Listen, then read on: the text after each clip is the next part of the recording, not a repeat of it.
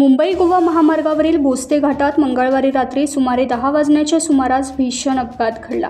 मुंबईच्या दिशेने जाणाऱ्या कंटेनर ट्रक चालकाचे वाहनावरील नियंत्रण सुटल्याने ट्रक थेट घाटातील संरक्षण भिंतीवर जाऊन आदळला। अपघात इतका तीव्र होता की धडक दिल्यानंतर ट्रकचा पुढील भागाचा चक्काचूर झाला तर ट्रक अर्धवट लटकलेल्या अवस्थेत दिसून आला। या अपघातात ट्रकमधून प्रवास करणारे दोघे जण गंभीर जखमी झाले। अपघातानंतर ट्रक चालकासह अन्य एक जण ट्रकमध्ये चढकून पडले होते। महामार्गावरून जाणाऱ्या इतर वाहन चालकांनी, प्रवाशांनी आणि मदत ग्रुपचे प्रसाद गांधी यांनी तत्परता दाखवत जखमींना बाहेर काढून मदत कार्य सुरू केले।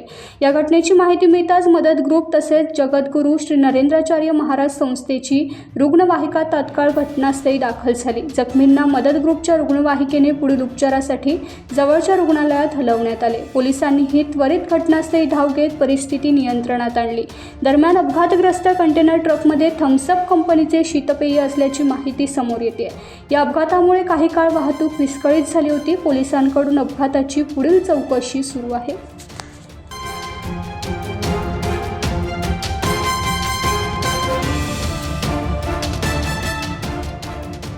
टाइम्स डिजिटलला लाईक करा, शेअर करा, सबस्क्राईब करा आणि बेल आयकॉन दाबायला विसरू नका।